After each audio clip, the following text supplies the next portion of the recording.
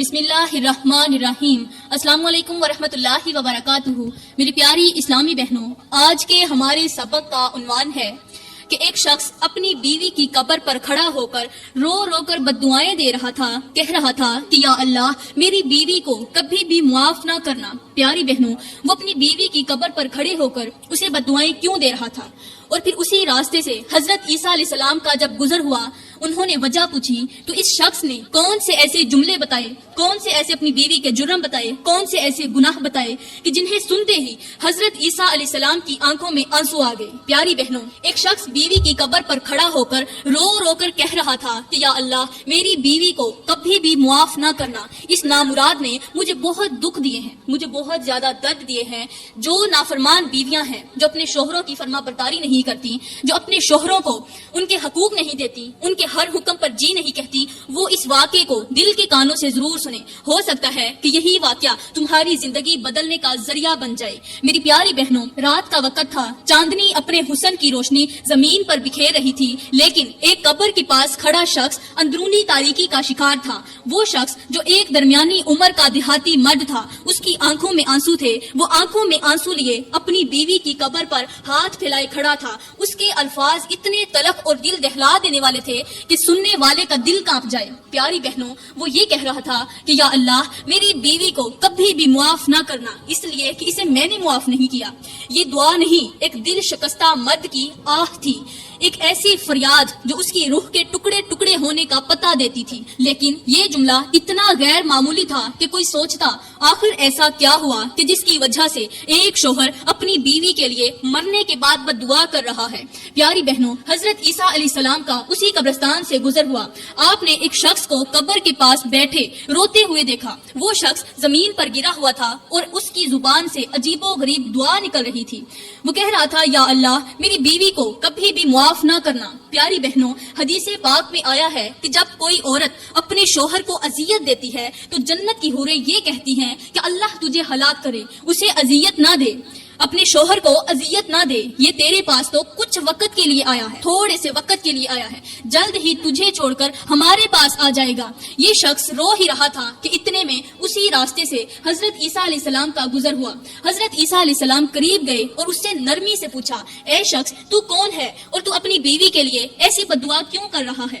کیا تجھے معلوم نہیں کہ بندوں کے لیے جو اللہ کے نیک بندے ہوتے ہیں ان کے لیے رحمت کی دعا کرنی چاہیے؟ وہ شخص، اس کا نام عبدالسلام تھا، اس نے حضرت عیسیٰ علیہ السلام کی طرف دیکھتے ہوئے اپنے آنسو پونچھتے ہوئے کہا، اے اللہ کے نبی، میں نے اپنی بیوی سے بے حد محبت کی، اپنی زندگی کی ہر خوشی اپنی بیوی پر نچھاور کی۔ اے اللہ کے نبی، میں نے اپنی بیوی کے لیے وہ سب کچھ کیا جو شاید ہی کوئی انسان اپنی بیوی کے لیے کر سکتا ہو۔ میں نے اپنی خوشیوں کو اپنی بیوی کی خوشیوں پر قربان کر دیا، اپنی خواہشات کو دفن کیا، یہاں تک کہ جب وہ بیمار ہوئی تو میں نے اپنی رگوں سے خون نکال کر اس کی رگوں میں ڈال دیا تاکہ وہ زندہ رہے۔ میں نے ہر درد سہ لیا صرف اس کی مسکراہٹ کے لیے، لیکن اس نے مجھے اپنایا ہی نہیں۔ میری محبت اس کے لیے صرف ایک بوجھ تھی۔ شوہر روتے روتے زمین پر بیٹھ گیا۔ اس کے الفاظ میں اس کی ٹوٹی ہوئی روح کی گونج تھی، اے اللہ کے نبی، کیا یہ انصاف ہے کہ جسے ہم اپنے دل سے زیادہ عزیز رکھیں وہ ہمیں یوں دھوکہ دے؟ میں نے اپنی جان دی، اپنی زندگی دی، لیکن اس نے میرے دل کو روند کر رکھ دیا۔ آج بھی یہ زمین اس کی قبر کے لیے اور میرا دل اس کے بوجھ کے لیے ہے، لیکن اس نے میری محبت کا کبھی احترام ہی نہیں کیا، مجھے دھوکہ دیا اور مرتے دم تک میرے دل کے ٹکڑے ٹکڑے کرتی رہی۔ میں اس کے ظلم کو کبھی نہیں بھلا سکتا۔ حضرت عیسیٰ علیہ السلام نے جب اس کی بات سنی تو نہایت حکمت سے فرمایا، اے شخص تو نے جو ظلم سہا اسے اللہ جانتا ہے اور وہ تیرے دکھ سے غافل نہیں ہے، لیکن تو یہ نہ بھول کہ اللہ کی رحمت ہر چیز پر غالب ہے، وہ معاف کرنے والا ہے۔ چاہے بندہ کتنا ہی خطا کار ہو، تو اپنی بیوی کے لیے بد دعا نہ کر، بلکہ اس کے لیے ہدایت اور رحمت کی دعا کر، کیونکہ انسان کی بخشش میں ہی اللہ کی خوشنودی ہے۔ لیکن پہلے یہ تو بتا کہ آخر تیری بیوی نے ایسے کون سے گناہ کیے کہ جس کی وجہ سے تو اسے مرنے کے بعد اسے بد دعائیں دے رہا ہے؟ آخر تیری بیوی نے کون سے ایسے گناہ کیے تھے؟ تو وہ شخص رو کر کہنے لگا، اے اللہ کے نبی، میری بیوی کے گناہ وہ تھے جو میری روح کو زخمی کر گئے، میرے اعتماد کو ٹکڑے ٹکڑے کر گئے۔ اس کا پہلا گناہ، پہلی وجہ یہ ہے کہ وہ میری غیر موجودگی میں غیر محرم مردوں کو اپنے گھر میں بلاتی تھی۔ یا حضرت جب میں گھر میں نہیں ہوتا تھا، میں گھر سے باہر ہوتا تھا تو وہ غیر محرم مردوں کو میرے گھر میں بلاتی، بجائے اس کے کہ وہ میرے گھر کی حفاظت کرے، وہ اپنی شرمگاہ کی حفاظت کرے، وہ غیر محرم مردوں کو اپنے گھر میں بلاتی، ان کے ساتھ زنا کرتی، گناہ کرتی، محبت بھری باتیں کرتی، حالانکہ وہ غیر محرم تھے، اس کا تو حق ہی نہیں بنتا تھا ان کو اپنے گھر میں بلانے کا، میرے علاوہ کسی دوسرے سے بات کرنے کا۔ پھر وہ رو کر کہنے لگا کہ اے اللہ کے نبی، اس کا دوسرا گناہ یہ تھا کہ جب وہ گھر سے باہر نکلتی تو خوب بن سنور کر، میک اپ کر کے ایسے تیار ہو کر جاتی کہ غیر محرم مرد اسے دیکھ کر وہیں پر رک جاتے اور نظریں ہٹانا بھول جاتے۔ میں نے اسے کئی بار منع کیا کہ اے اللہ کی بندی، عورت کا زیور اس کی حیا ہے، عورت کا زیور پردہ ہے، لیکن وہ میری بات کو مذاق میں ٹال دیتی، وہ کہتی کہ خوبصورتی دکھانے کے لیے ہے، چھپانے کے لیے نہیں۔ اے اللہ کے نبی، میں اپنی غیرت کی آگ میں جلتا رہا۔ وہ شخص روتے ہوئے بولا کہ اے اللہ کے نبی، کسی مرد کے لیے اس سے بڑا دکھ اور کیا ہو سکتا ہے کہ اس کی بیوی ایسے مردوں کے لیے زینت بنے جس کا اس کے ساتھ کوئی رشتہ ہی نہ ہو، نہ تو وہ اس کا بھائی ہو، نہ تو اس کا باپ ہو، اور نہ ہی تو اس کا شوہر ہو۔ میری غیرت بار بار مجھ سے سوال کرتی تھی اور میں ہر بار اس کے رویے کے بوجھ تلے دب جاتا تھا۔ ہائے، اس شخص کی آنکھوں میں آنسو تھے، اللہ کے نبی اس کے قریب بھی تھے اور اس کے درد بھی سن رہے تھے۔ ہچکیاں بھرتے ہوئے اس شخص نے کہا، اے اللہ کے نبی، میری بیوی کا تیسرا زخم وہ تھا جو میری غربت کے تانے دے کر میری روح پر لگایا گیا۔ میری بیوی کا میکا بہت زیادہ امیر تھا اور میں غریب تھا، اس نے کبھی بھی مجھے غربت کے لیے معاف نہیں کیا تھا، ہر بات پر، ہر چھوٹے سے مسئلے پر وہ مجھے میری غربت کے تانے دیتی، حالانکہ روٹی اسے میں کھلاتا تھا، اس کے والدین نہیں کھلاتے تھے۔ والدین امیر ضرور تھے لیکن روٹی تو میں غریب ہی کھلاتا تھا نا، کپڑا اسے میں پہناتا تھا، اس کے والدین نہیں پہناتے تھے، پانی اسے میں پلاتا تھا، اس کے والدین نہیں پلاتے تھے، اس کی ضروریات کا خیال میں رکھتا تھا، اس کی ضروریات پوری میں کرتا تھا، اس کے والدین نہیں کرتے تھے۔ مجھ میں اور اس کے والدین میں فرق صرف اتنا سا تھا کہ اس کے والدین امیر تھے اور میں غریب تھا، پورا دن محنت مزدوری کرتا، میں جتنا بھی کماتا صرف اپنی بیوی پر ہی لگاتا تھا۔ میں نے اپنی بوڑھی ماں کی خدمت نہ کی، میں نے صرف اپنی بیوی کی وجہ سے کسی کو اپنا نہیں بنایا، اس لیے کہ صرف یہی میری ہے، اس کے علاوہ میرا دنیا میں کوئی ہے ہی نہیں، اور یہ اتنے بڑے دھوکے کرتی رہی میرے ساتھ۔ اور الٹا میری بیوی مجھے کہتی کہ میں نے اپنی زندگی برباد کر لی ایک ایسے نکمے شخص کے ساتھ جو نہ میرے خواب پورے کر سکتا ہے، نہ خواہش پوری کر سکتا ہے، حالانکہ جو کماتا اسی کی تلی پر رکھتا تھا۔ اے اللہ کے نبی، میں نے اپنی غربت کو اپنی زندگی کا حصہ مان لیا تھا، لیکن بیوی کے تانوں نے میری غربت کو میرے لیے ایک عذاب بنا دیا۔ وہ ہمیشہ اپنی خوشیوں کو میری ناکامیوں کے ساتھ تولتی رہتی تھی۔ میں نے دن رات محنت کی، اپنی استطاعت سے بڑھ کر اس کی خواہشات پر پوری کرنے کی کوشش کی، لیکن وہ ہمیشہ میری کمزوریوں کا احساس دلاتی تھی۔ اے اللہ کے نبی، میری سب سے بڑی آزمائش اور سب سے گہرا زخم میری ماں کی موت ہے۔ اللہ اکبر۔ میری بوڑھی ماں زندہ تھی، وہ میری سب سے بڑی دعا تھی۔ میری ماں جب زندہ تھی تو وہ میرے لیے دعائیں کیا کرتی تھی، میری ماں سے بڑھ کر کوئی میرے لیے دعا کرنے والا نہیں تھا۔ زندگی میں صرف ایک ہی شخص تھا جو میری بھلائی چاہتا تھا، اور وہ میری ماں تھی۔ میری بیوی نے تو کبھی مجھے اچھا جانا ہی نہیں، اور میری ماں ہی تھی جو میرے لیے دعائیں کرتی تھی، میرا اچھا سوچتی تھی، میری ہر خوشی کے لیے دعائیں کرتی تھی۔ اور ایک میں تھا کہ میں اپنی بوڑھی ماں کی خدمت بھی نہ کر سکا، صرف اپنی اسی بیوی کی وجہ سے جو اس مٹی تلے دفن ہے۔ اے اللہ کے نبی، میری ماں میرے لیے دعائیں کرتی تھی، میری بھلائی کا سوچتی تھی، لیکن میری بیوی اسے اچھا نہیں سمجھتی تھی۔ وہ ہمیشہ میری ماں کو برے القابات سے یاد کرتی، ان پر جھوٹے الزامات لگاتی اور میرے سامنے ان کے خلاف باتیں کیا کرتی تھی۔ میں نے اپنی بیوی کو کئی بار سمجھایا کہ میری ماں کی عزت کرنا ہماری دنیا اور آخرت کا فرض ہے، لیکن وہ میری بات کو کبھی سمجھتی ہی نہیں تھی۔ اب جتنی بہنیں میرے سامنے بیٹھی ہیں ان سے ایک ہی گزارش کرنا چاہوں گی کہ آپ کی جو ساس ہوتی ہے وہ صرف ساس نہیں ہوتی بلکہ وہ بھی کسی کی ماں ہوتی ہے۔